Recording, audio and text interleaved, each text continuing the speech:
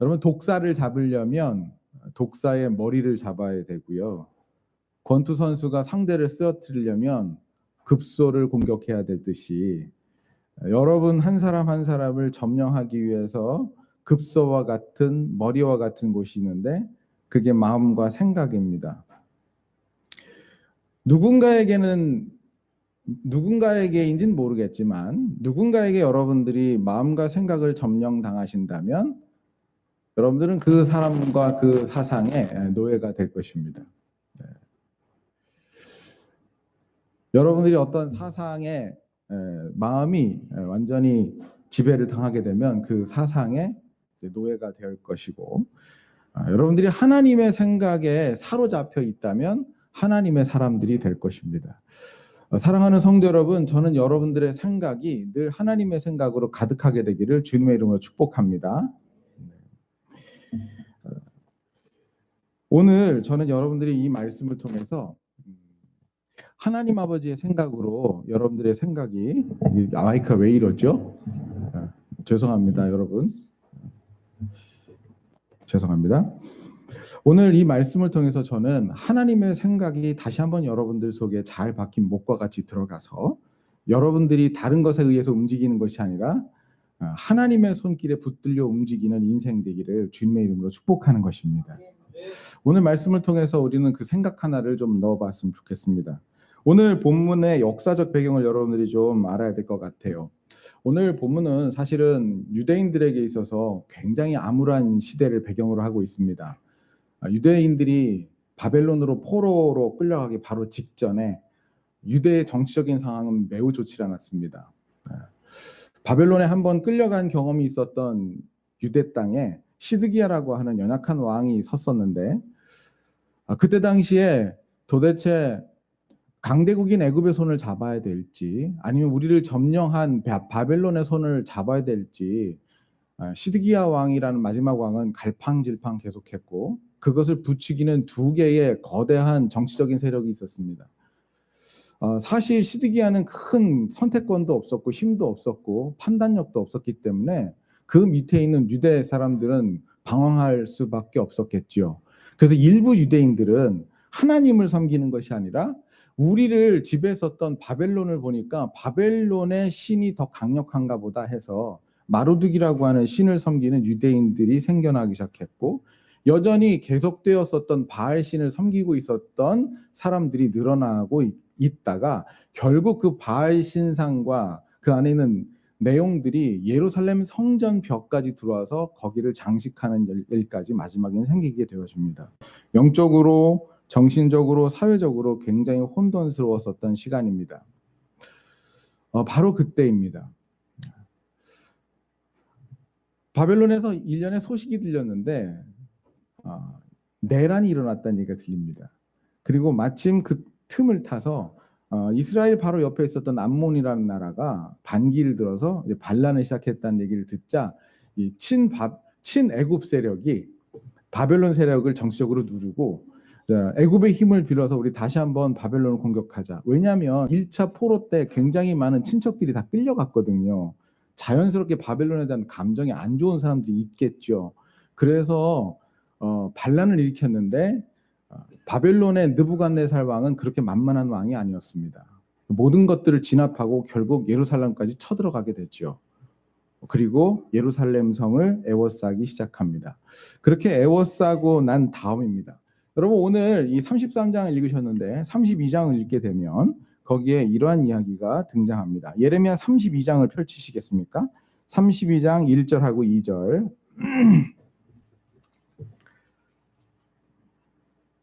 32장 1절하고 2절 찾으셨으면 같이 한번 읽어보겠습니다. 시작. 유다의 시드기야 왕 10째 해 곧 느부갓네살 18째 해에 여호와의 말씀이 예레미야에게 임하니라. 그때 바벨론 군대는 예루살렘을 에워싸고 선지자 예레미야는 유다의 왕의 궁중에 있는 시위대들에 갇혔으니, 바벨론 군대가 예루살렘을 에워쌌다고 합니다. 그러면 그때 당시 영적인 지도자이고 기도의 사람이었던 예레미야의 기도가 간절히 필요하지 않았겠어요? 그런데 성경을 보니까 예레미야가 어디 있어요? 시위대들에 갇혔다고 얘기합니다. 왜냐하면 그 바로 뒤에 3절에서 5절을 보게 되면 그 사실이 드러나는데, 예레미야는 하나님으로부터 계속 이런 음성을 들어요. 내가 유다를 더 이상 이 땅에 두지 않고 바벨론으로 포로 끌려가게 해야 되겠다는 결정을 하셨어요. 왜냐하면 선지자를 보내고 말씀을 보내도 이들은 깨닫지 못하니 바벨론 포로에 가서 거기서 깨닫게 하고 난 다음에 돌아오게 하겠다는 계획을 하나님이 세우셨던 모양입니다.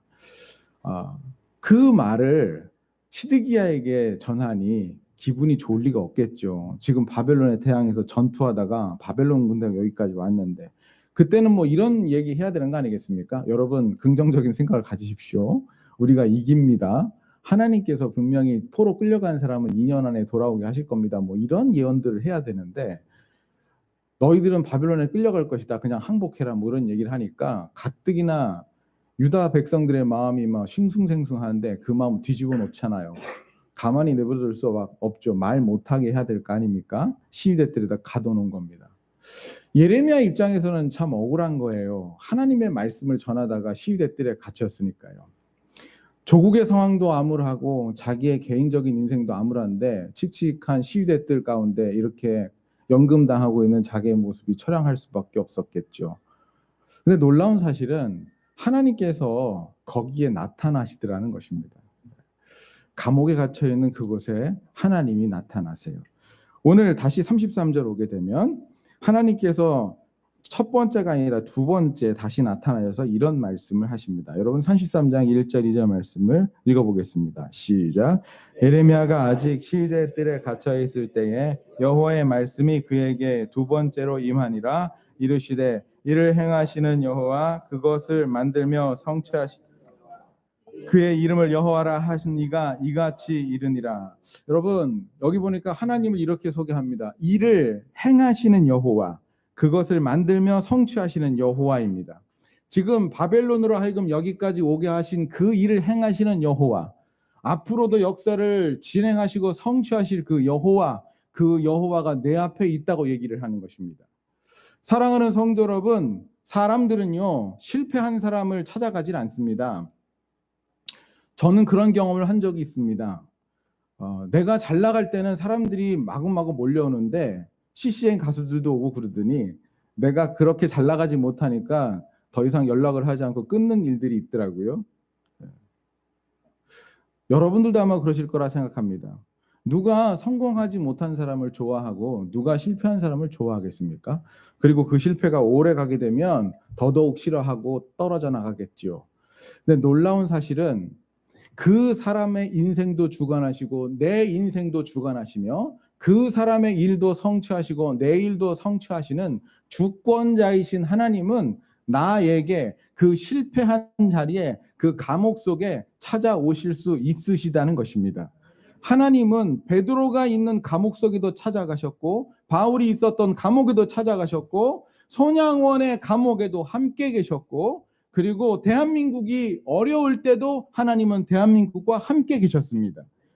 사랑하는 성도 여러분, 우리들에게 희망이 있다면 우리 앞에 실패가 있다는 것이 또는 성공이 있다는 것이 돈이 많다는 것이 아니고, 우리에게 희망이 있다는 것은 그 돈을 주관하시고 일을 주관하시는 주권자 하나님이 나와 함께 계셔서 나에게 말씀하신다는 것입니다. 나에게 성공이 있으나 하나님이 없으면 그 사람은 모든 것을 잃어버린 겁니다.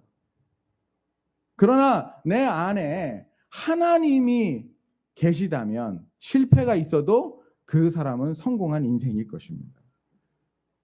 성도 여러분, 저는 하나님이 여러분들과 늘 함께 계시게 되기를 축복합니다. 여러분들 스스로에게 물어봤으면 좋겠어요. 당신은 누구와 함께 있습니까? 성공과 함께 있습니까? 또 성공을 줄 만한 사람의 손을 붙들고 있나요? 돈줄을 잡고 있습니까? 아니면 하나님을 붙들고 계십니까? 하나님을 이론적으로는 다 붙들고 있을 겁니다. 저는 그걸 얘기하지 않습니다. 저는 일을 이루시는 하나님, 일을 성취하시는 하나님, 전능하신 하나님의 손을 실제로 붙들고 있느냐, 그걸 물어보는 것입니다.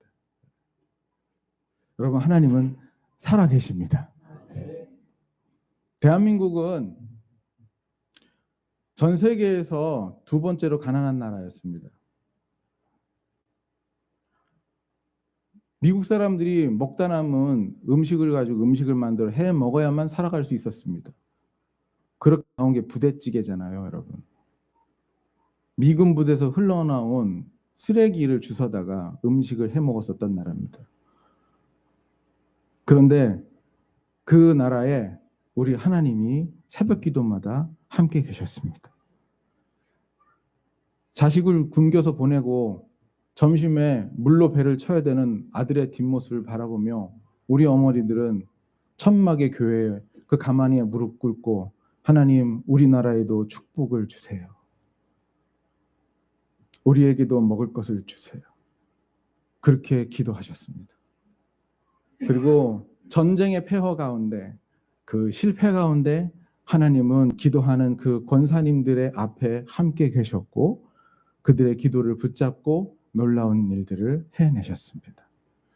하나님은 우리나라에도 그런 일을 했지만 이스라엘에게도 그 일을 하셨고 그리고 그 기도를 했었던 수많은 사람들에게 동일한 일을 해주셨습니다. 그 하나님, 1950년에 우리와 함께 계셨던 하나님, 예레미야의 감옥 속에 함께 계셨던 하나님, 베드로와 함께 계시고 바울과 함께 계셨던 그 하나님께서 오늘 이 예배 가운데 우리와 함께 계십니다. 그 하나님을 여러분들의 기도 시간에 초청하십시오. 여러분들 가운데 함께 있게 하십시오. 그럼 거기로부터 새로운 출발이 시작될 것입니다. 그 예레미야에게 하나님께서는 복음과 같은 이야기 하나를 던지십니다. 3절 말씀을 같이 한번 읽겠습니다. 시작. 너는 내게 부르짖으라. 내가 내게 응답하겠고 내가 알지 못하는 크고 은밀한 일을 내게 보이라. 여러분, 너는 내게 이제 부르짖으라고 얘기한 것이 복음입니다. 제가 왜 이것이 복음인지 말씀해 드릴게요.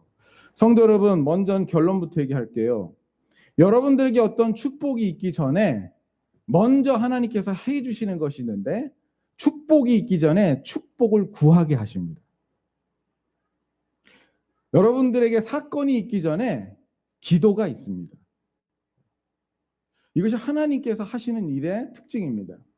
하나님께서 뭔가를 결정하셔도 하나님 우리가 구하기를 원하신다고 에스겔 36장에 말씀해 주셨습니다. 정말 그렇습니다. 대표적인 사건을 하나 제가 예를 들을게요. 창세기 48장에 보게 되면 요셉 이야기가 나옵니다. 요셉이 누구예요? 야곱의 사랑을 받았던 아들입니다. 근데 그 아들이 형들의 모략으로 에집트로 종으로 팔려갔죠. 근데 거기에서 하나님 은혜를 주셔서 총리까지 올라갑니다. 그리고 거기서 아들을 낳죠. 나중에 보니까 하나님의 섭리였다는 걸 알게 됩니다. 기근을 피해서 70명의 가족들이 이집트로 피난 오게 됐죠. 모든 일들이 다 정리가 되고 난 다음에 자기 아버지인 야곱에게 요셉이 이집트에서 낳은 두 아들을 이렇게 끌고 들어갑니다. 첫째는 므낫세, 둘째는 에브라임. 장자가 므낫세이기 때문에 오른손에 권능이 있기에 야곱의 오른손에 므낫세의 머리가 갈 수 있도록 조종해서 이렇게 데려갑니다. 성경이 이렇게 얘기합니다. 그때 야곱이 눈이 어두웠더라. 이렇게요. 그런데 거기서 놀라운 일이 하나 생기는데 요셉은 야곱이 이렇게 기도해 주기를 원했던 거예요. 그런데 생각하지도 못했던 일이 일어나죠. 야곱이 이렇게 기도합니다. 그래서 오른손이 에브라임에 가도록 합니다. 그리고 축복의 기도를 열기 시작해요. 여러분, 그 창세기 마지막 부분에 축복의 장면이 나오는데 거기에서 왕이 될 수 있는 두 지파를 얘기하는데 하나는 유다 지파고 하나는 에브라임 지파를 예로 듭니다. 하나님께서는 결정하신 거예요. 에브라임 지파를 높이기로. 그래서 야곱의 마음을 감동하셔서 손을 어긋맞겨 기도하면서까지 에브라임에게 기도하게 하십니다. 에브라임의 그 축복은 기도로부터 시작합니다. 그 사람의 입을 열어서 기도하기 시작했다는 것은 그 축복이 조만간 온다는 얘기일 수 있습니다. 야곱의 입을 열어서 그 기도를 했더니 하나님께서 에브라임을 축복하십니다. 하나님께서 엘리야의 입을 열어서 기도하게 했더니 천군 천사를 보내는 역사가 있기 시작하는 겁니다. 하나님께서 시스기야의 입을 열어서 기도하게 했더니 하나님께서 15년이나 그의 인생이 연장되는 축복이 있게 되는 것이죠. 하나님께서 대한민국을 위해서 기도하게 하셨더니 하나님께서 우리들에게 축복을 주시기 시작하는 것입니다. 대한민국의 축복과 히스기야의 축복과 야곱의 축복과 에브라임의 축복이 있기 전에 기도가 있었습니다. 하나님께서 우리들에게 축복을 주기 전에 기도를 먼저 여십니다. 여러분. 거꾸로 얘기해 볼까요? 그러면 이건 우리에게 좀 경계가 되어지는데, 그러면 축복이 없으면요, 기도가 없습니다. 기도가 없다는 건 뭡니까? 앞으로 축복이 없다는 겁니다. 제가 성경에 하나님께 쓰임받았다 버림받은 사람들을 쭉 조사해 봤습니다. 그 사람의 여러 가지 특징이 있는데 제가 놀라운 걸 한 가지 발견했어요. 에서, 사울 등등 그 사람들의 특징이 뭔지 아세요? 기도가 없습니다. 제가 사무엘 상하를 컴퓨터에다 집어넣고 다윗 그 다음에 기도 탁탁 쳤어요. 그랬더니 쭉 요절이 뜨더라고요. 다윗이 기도하였더라. 또 다윗 구하다. 다윗이 하나님께 구하더라. 다윗이 여호와께 구하더라. 다윗이 여호와께 아뢰되 주여 올라가리이까? 뭐 이런 이야기들이 나와요. 사울은 어떻게 됐을까? 사울 기도 딱 치니까 제로. 근데 이런 건 나와요. 그가 먹기도 하고 자기도 기도 그 기도는 있는데 하나님께 기도할 그 기도는 없어요. 그래서 하나님께 아뢰다 없어요. 구하다 근데 하나 나오더라고요. 근데 무슨 얘기냐면 하나님께 구했는데 응답이 없더라 이것이 하나 나와요. 딱 하나. 결국에는 사울은요 하나님 앞에 물어보고 하지 않습니다. 아말렉을 칠 때 물어보고지 않아요. 그냥 자기가 합니다. 전투를 할 때 그냥 합니다. 결정할 때 그냥 합니다. 그러다가 결국엔 악신이 들렸다가 사무엘이 떠나자 물어볼 사람도 없으니 나중에는 귀신 들린 여자를 만나가지고 신접한 여자를 만나서 음성을 들으려고 합니다. 그게 사울이었습니다. 성도 여러분, 이 땅을 살다가 위대한 하나님의 사람들은 100% 기도의 사람들이었습니다. 그리고 이 땅을 허무하게 살아가고 하나님께 쓰임받다 버림받은 사람들의 대부분의 삶은 기도가 없었습니다. 왜냐하면 결론적으로 얘기하게 되면 기도를 통해서 축복을 여는데 그 사람들에게는 영적인 축복도 이 땅에 하나님의 축복도 하나님께 하나도 구하지 않고 전부 자기 힘으로 살다가 자기 지혜로 살다가 그렇게 인생을 마무리한 사람들이었었어요. 근데 놀라운 사실은 오늘 지금 예레미야에게 다시 기도하라고 부르짖으라고 말씀하셨던 거예요. 제가 아까 그런 서론적인 얘기를 하면서 왜 이게 내게 부르짖으라 한 것이 왜 예레미야에게 복음이 되는지 말씀드릴게요. 사실 하나님이 예레미야 7장에 예레미야야 너는 더 이상 내게 기도하지 말라고 그러셨거든요. 찾아볼까요? 예레미야 7장 16절.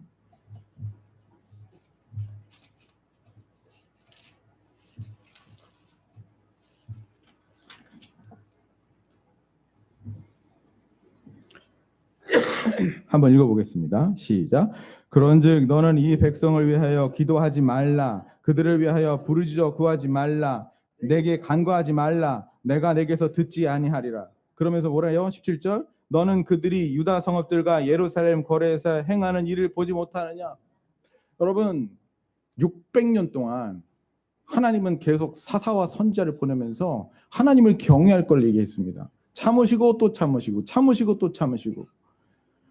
이스라엘 사람들한테 바알 섬기는 것은요 사사시대부터 시작됐는데 시드기야 왕이 그 나라를 말아먹을 때까지 바알 신이 끊이질 않았습니다. 그걸 참으시고 또 참으시고 선지자들이 얘기해서 몇몇 사람들이 돌아섰는데 다시 돌아가고 이거를 계속 반복하고 드디어 유다 말기의 마지막 선지자인 예레미야가 나와가지고 그 얘기를 하는 와중에도 성전에서 니므롯을 향하여 그렇게 기도하는 이방신을 향하여 기도하는 일들이 그들에게 있더라는 것입니다. 하나님께서 참으시다가 나중에 한 결정을 하십니다. 여기에서는 안 되겠구나.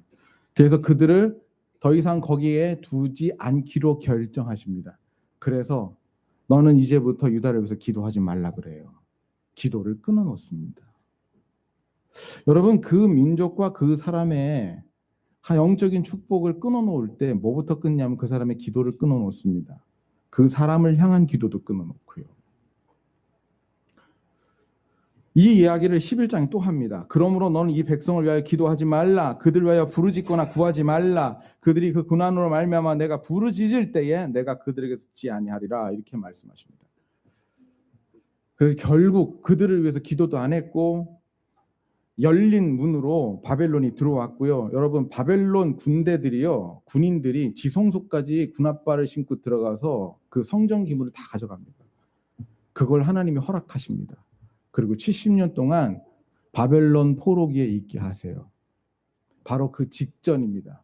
근데 그렇게 하지 말라고 그러셨던 하나님이 여러분, 그 시위대 뜰에 갇혔을 때 예레미야에게 나타나셔서 너는 내게 부르짖으라고 말씀하세요. 그 예레미야에게는 얼마나 그것이 희망이었고 축복이었을까요? 사랑하는 성도 여러분, 저는 그래서 이런 생각을 해요. 여기 오신 분들 가운데 어떤 사람은 기도가 막혔던 사람들이 있고 어떤 사람 아예 처음부터 기도를 안 했던 사람도 있고 이 영적인 진리를 몰랐던 사람들도 있습니다. 그런데 오늘 이 아침에 너는 내게 부르짖으라고 그날 시위대들에서 예레미야에게 하셨던 이 하나님의 음성이 여러분들에게도 여러분들의 음성으로 들리는 은혜가 있게 되길 바랍니다. 지금까지는 기도하지 아니하였으나 이제부터 구하라라고 말씀하신 예수님의 음성을 듣는 것 같았을 것 같아요. 너는 내게 부르짖으라고요. 왜요? 하나님이 하실 일이 있으니까, 내가 이 민족을 위해서 축복할 일이 있으니까 너는 지금부터 부르짖으라고 그렇게 말씀하셨던 겁니다. 그리고 제가 그 뒤에 있는 내용을 보니까요, 하나님이 처음 결정을 번복하지는 않으셨어요. 하나님께서 이들을 포로로 끌려가는 것은 그건 처음에 7장과 11장이 결정한 대로 갑니다. 그런데 뭘 말씀하시냐면 내가 70년 동안 그 가운데 들어가 있는 동안에 이 민족을 내가 낫게 할 거라고, 그러니까 그거 위해서 기도하라고 하시는 거예요. 내가 다시 돌아오게 해서 처음과 같이 다시 세울 테니까 70년 후의 일들을 위해서 너 기도하라고, 너는 내게 부르짖으라, 그렇게 말씀하신 겁니다. 여러분, 이스라엘 사람, 유다 사람들이 비참하게 바벨론으로 끌려갑니다. 그리고 난 다음에 70년 동안 그 속에서 여러 가지 일들이 있었는데 그 일어난 일들 중에 하나가 회당 예배가 시작됐다는 겁니다. 바벨론 포로기 이전에 회당 예배가 없었습니다. 예수님 당시에는 회당이 있었죠. 우리 예수님도 회당에 가서 예배 드리시고 지금도 유대인들은 회당을 갖고 있습니다. 그 회당의 시작이 포로기서부터 시작됩니다. 안식일이 됐는데 예루살렘 성전이 없으니까 예배를 못 드리는 거예요. 그래서 유대인들이 언제부터 왜 시작했는지 모르겠지만 3, 3, 5 모여가지고 안식일이 되면은 성경을 읽기 시작했어요. 예배는 못 드리니까, 짐승은 못 잡으니까. 그런데 70년 동안 성경을 읽다가 놀라운 일들을 그들이 발견하게 됩니다. 하나님께서 모세 오경에 이미 포로기를 말씀해 주셨고 회복을 말씀해 주셨던 것, 메시아를 우리에게 주시기로 하셨다는 것 등등을 이제 발견해내기 시작해서 그들 가운데 놀라운 영적 부흥이 있기 시작해요. 하나님께서 기도하시고 축복하시마 예언한 대로 그들에게 그 부흥이 있기 시작한 것입니다. 성도 여러분, 만약에 여러분들이 오늘 이 말씀을 듣고 여러분들의 삶 가운데 기도가 부활된다면, 만약에 여러분들이 이 말씀을 듣고 기도의 자리가 다시 시작되기 시작한다면 저는 하나님이 여러분들에게 뭔가 주시마 약속하신 그 축복이 시작된 것이라고 나는 여러분들에게 선포할 수 있겠습니다. 성도 여러분, 나는 여러분들의 향하신 하나님의 축복을 이제 오늘 부르짖으라 말씀하신 그 말씀으로부터 시작해서 그 문을 여시게 되기를 주님의 이름으로 축복합니다. 여러분, 기도하십시오. 기도하십시오. 저희 어머님 우리 교회에서 기도하세요. 기도하시는 분은 아시나 봐요. 저희 어머니 기도 많이 하시거든요. 가끔 전화하세요. 영수야, 요즘 교회 무슨 일이 있니? 물어봐요. 난 처음에 몰랐어요. 왜 그러시는지. 둘 중에 하나예요. 첫 번째, 기도가 평상시보다 안 될 때 전화하세요. 두 번째, 기도가 너무 잘 될 때. 제가 최근 들은 소식은 우리 교회를 향해서 기도하는데 기도가 너무 잘 된다는 것이었습니다. 또 한 가지 제가 고백할게요. 우리가 40일을 작정하고 기도했지 않습니까? 사실 제가 하나님 3시간 기도하게 해주세요 이렇게 기도를 하고 했는데 잘 안 되더라고요. 왜냐하면 새벽에 이제 기도하다 보면 피곤해서 중간에 자고 있는 날을 발견해요. 여러분, 제가 6일 동안 여기서 기도를 했는데 할렐루야, 하나님께서 새벽마다 저의 기도의 문을 활짝 열어주시는 것을 제가 경험해요. 정말 기도가 잘 돼요. 너무 피곤해가지고 저녁에 앉았는데 저녁 기도도 잘 돼요. 그래서 이게 무슨 일이지 보니까 가만히 생각하니까 제가 지난주에 선포한 게 있어요. 제가 여러분들하고 그런 얘기 나눴잖아요. 하나님은 하나님의 은혜를 하나님의 때에 주시지 우리가 원하는 때에 주시지 않는다고요. 하나님 눈 내리게 해주세요 그런다고 한여름에 눈 안 내리잖아요.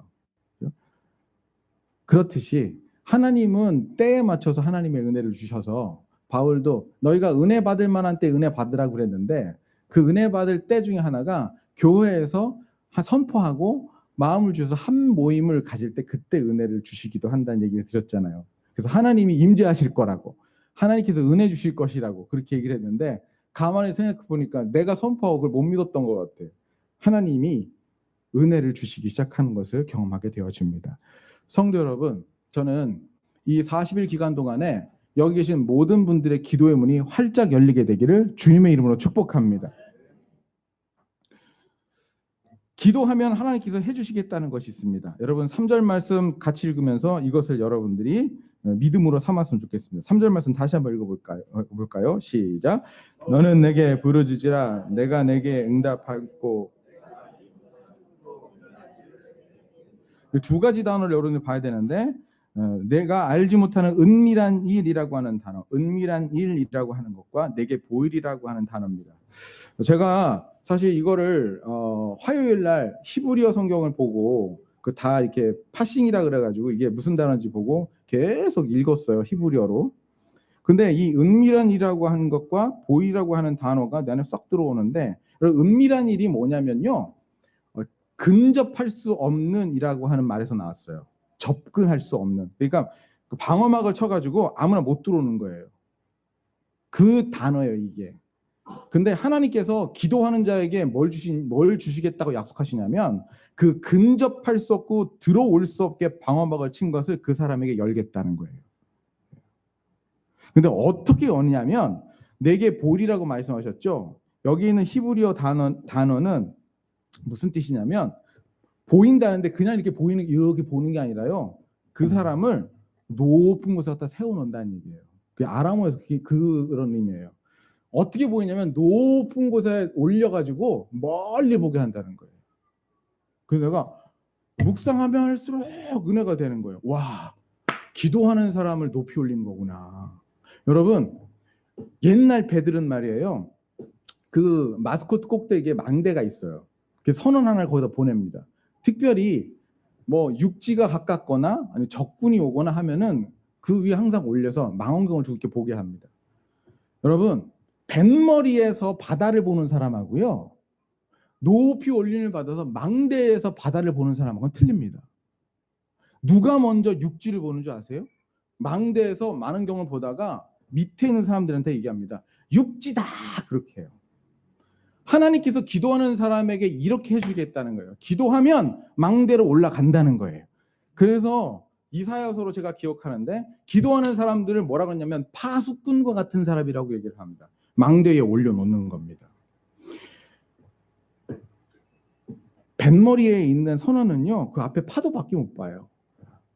기도하지 않잖아요. 자기의 힘으로 세상을 보면요, 그냥 싸우는 것밖에 안 보여요. 조국밖에 안 보이고 그냥 우리나라가 뭐 이렇게 되는 것밖에 안 보여요. 맨날 SBS, KBS, MBC밖에 안 보이는 거예요. 근데 기도하면 그걸 넘어서서 망대 위에 올라갈 수 있어요. 조국 대한민국을 지금까지 어떻게 하셨고 1960년대 좌우익이 지금보다 훨씬 더 날카롭게 날이 서 있을 때도 주님 어떻게 하셨는지 우리는 알아요. 기도하는 사람 그걸 볼 수 있어요. 복음 전함 교회는 세상의 소식 때문에 왔다 갔다 하는 교회가 아니라 망대에 높이 서서 기도함으로 하나님께서 보여주시는 것을 볼 줄 아는 사람들이 되기를 주님의 이름으로 축복합니다. 제가 한 가지 예화만 들고 같이 기도하기를 원해요. 제가 이번 주에 모건 프리먼이라고 하는 그 흑인 배우 알아요?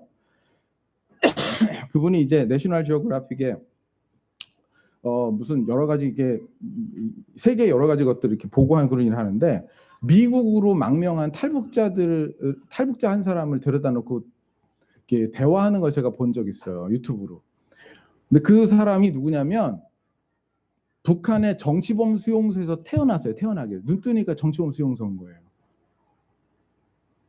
거기에서 11년 전에 탈북을 했대요. 그래서 지금은 미국에서 미국 여자랑 결혼해서 살고 있는데 그때 일을 이제 물어보면서 이제 대화가 이끌어져 나갑니다. 근데 한참 무슨 얘기를 하다 이런 얘기를 해요. 거기는 언제부터 일을 하냐 그랬더니 새벽에 동트기 전에 일을 시작해가지고 거의 하루에 4시간만 재우고 일을 시키는데 소망도 없고 희망도 없고 일하는 기계로 살아가는 것을 그냥 숙명으로 알고 살아간대요. 여러 가지 에피소드 중에 하나를 얘기하는데 뭔가 잘못했으면 둘 중에 하나 결정을 해야 되는데 맞거나 굶거나. 그래서 어떤 애들 같은 경우는 나쁜 일을 잘못된 일을 하고 난 다음에 굶을 수도 있으니까 어서 음식 같은 걸 구하면은 이 주머니에 이렇게 넣어서 숨기는 경우가 있는데 발각되면 진짜 엄청나게 맞는데요. 근데 한 번은 자기 반에 6살이었을 때 6살짜리 친구가 음식물을 숨긴 거예요. 근데 그거를 정치범 수용소에 있는 간수가 발견했네요. 너 왜 하지 말라는 짓을 해? 그래놓고 두들겨 팼는데 머리가 터진 거예요. 그래서 강물과 피가 나오는데 아이가 6살짜리 애, 6살이면 얼마나 거죠? 우리 하린이가 몇 살이지? 3살. 이게 터져가지고 쓰러진 거를 집에 갖다 놨는데 결국 죽었어요. 근데 그 얘기를 하는 거예요. 감정이 어땠냐 그랬더니 아무렇지도 않았대요. 왜냐하면 늘상 있는 일이니까. 자기는 거기서 태어나서 그게 정상인 건 줄 알고 살았다는 거예요. 엄마 아버지 얘기를 좀 해보라 그랬더니 이분이 지금은 그 얘기를 할 때마다 목이 맨대요. 자기 엄마하고 형이건 엄마건 아빠건 가족이라는 개념을 모른대요. 그냥 일하는 사람 중에 한 사람으로만 생각된대요. 왜냐하면 가족의 정을 느낄 수도 없죠. 그렇게 살았으니까. 맨날 일만 했으니까. 근데 그 안에서 교육받기를 이러이러한 얘기를 하면 신고하는 것을 계속 훈련을 받아가지고 엄마하고 자기 형이 정치범 수용소를 탈옥할 것을 계획한 걸 얘가 들은 거예요. 근데 자기는 훈련받은 대로 얘기한 거예요. 잡혀서 자기 아버지하고 자기가 보는 앞에서 총살당해서 죽는 걸 봤대요. 너무 그것이 놀라운 게 아니라 전 그 다음 얘기가 놀랐어요. 그때 심정이 어땠습니까? 그런데 이 사람이 숨도 안 쉬고 이런 얘기를 해요. 아무렇지도 않았습니다. 그때는. 눈물도 나지 않고 아무런 감각도 없었대요. 저 사람들은 당연히 그렇게 죽어야 된다고 생각했대요. 자기 엄마인데. 근데 정치범 수용소를 나와서 미국에 살다 보니까 가족이 뭔지를 알고 그 다음에 사는 게 뭔지 알고 자유가 뭔지를 알고 나니까 그때 일이 얼마나 무시무시한 일이었다는 걸 나중에 알게 되는 거예요. 제가 그 영상을 딱 보고 정말 여러 가지 많은 생각을 했어요. 제가 목사니까 이것을 영적으로 생각을 했는데요. 여러분, 정치범 수용소에 아는 사람들이 꼭 죄 아래 묶여 사는 사람들 같아요. 남자와 남자가 더불어서 부끄러운 일을 행해도 그것도 당연한 일로 여기고 아무렇지도 않고 하나님께 예배하지 않고 기도하지 않고 하나님을 두려워하지 않는 것이 아무렇지도 않는 거예요. 그냥. 그런데 말이에요. 그 정치범 수용소에 있는 사람이 나와서 바깥 세상을 알게 되면 드디어 이것이 잘못됐다는 것을 아는 것처럼 이 죄악 아래에 있는 사람들에게 성령께서 들어오셔서 예수를 알게 하시고 하나님을 알게 하시고 진짜 참 세상을 보게 하면 이것이 죄라는 것도 알게 되어지고 이것이 잘못됐다는 것도 알게 되더라는 것입니다. 사랑하는 성도 여러분, 말씀과 예수 그리스도의 복음과 기도로 망대 위에 올라가서 진짜와 가짜를 구분하시고 멀리 바라보시며 앞으로 무슨 일이 있을지도 바라볼 수 있는 영적인 사람들이 다 되기를 주님의 이름으로 축복합니다. 아멘. 여러분, 다시 여러분 시작합시다. 오늘 너는 내게 부르짖으라, 그날 말씀하시면서 말씀을 들으면서 에레미야 가슴이 뛰었을 것 같아요. 하지 말라 그랬는데, 야, 우리나라에 다시 희망이 있겠구나. 내게 부르짖으라 말씀하시다니, 야, 나의 인생에 하나님께서 새 일을 시작하려나 보다. 복음 전함 교회에 너는 내게 부르짖으라 말씀하시는 걸 보니 복음 전함 교회에 축복을 주시려나 보다 기대하시며 오늘 다시 기도를 시작하는 여러분 되기를 바라겠습니다. 다 같이 일어나셔서 한 목소리로 기도하는데 우리 이 찬양 같이 했으면 좋겠습니다. 우리 함께 기도해. 우리 함께 기도해. 우리 함께 기도해. 주 앞에 나와 무릎 꿇고 긍휼 베푸시는 주 하늘을 향해 두 손 들고 하늘 문이 열리고 은혜의 빗줄기 이 땅 가득 내리도록 마침내 주 오셔서 의의 빗줄기 우리 위에 부시도록 하늘 문이 열리고 하늘 문이 열리고 은혜의 빗줄기 이 땅 가득 내리도록 마침내 주 오셔서 의의 빗줄기 우리 위에 다시 한번 우리 함께 기도해. 우리 함께 기도해. 주 앞에 나와 무릎 꿇고 늘 베푸시는 주 하늘을 향해 두 손 들고 하늘 문이 열리고 하늘 문이 열리고 은혜의 빗줄기 이 땅 가득 내리도록 마침내 주 오셔서 그의 빗줄기 우리 다시 한번 하늘 문이 열리고 하늘 문이 열리고 은혜의 빗줄기 이 땅 가득 내리도록 마침내 주 오셔서 마침내 주 오셔서 그의 빗줄기 우리 함께 같이 기도합시다. 우리 두 손 들고 하나님 기도의 문을 열어 주옵소서. 너는 내게 부르자 말씀하셨사오니 기도의 문이 열리게 하여 주옵소서. 축복의 문이 열리게 하여 주옵소서. 우리 주여 한번 크게 부르시고 기도하시겠습니다. 주여 하나님 아버지 우리 가운데 축복의 문이 열리게 하여 주시고 기도의 문이 열리게 하여 주옵소서. 하나님 아버지 우리에게 기도의 문이 새롭게 열린다는 것은 하나님께서 그 앞에 예비한 것이 있다라고 하는 사인이오니 하나님 아버지 그것을 바라보게 하시고 그것을 보게 하시고 누리게 하시고 기대하게 하여 주옵소서. 하나님 아버지 우리 교회 성도들에게 말씀하여 주신 것을 기억하게 하여 주옵소서. 지금까지 하나님 게을렀다면 지금까지 기도의 문이 열리지 않았다면 하나님 아버지 이제 기도를 다시 시작하게 하여 주옵소서. 아버지 하나님 이 가운데 하나님 아버지 옆에 기도해주는 사람이 없는 사람 특별히 하나님 스스로 기도의 문이 열리게 하여 주옵소서. 제가 기도하겠습니다. 여러분 제가 하나만 더 여러분들 말씀드릴게요. 여러분 혹시 여러분 주위에 기도해 주는 사람이 없는데 여러분들도 기도 안 하고 계신 분이 혹시 계시면 여러분 그분 오늘 성령께서 정말 크게 은혜를 주셔서 너는 내게 부르시라 말씀이 나의 음성으로 들리게 되길 바랍니다. 그리고 다시 기도가 시작되기를 바랍니다. 박영소 목사도 여러분들 놓고 기도합니다. 이번 주에 한 사람 한 사람 놓고 다 기도하게 되더라고요.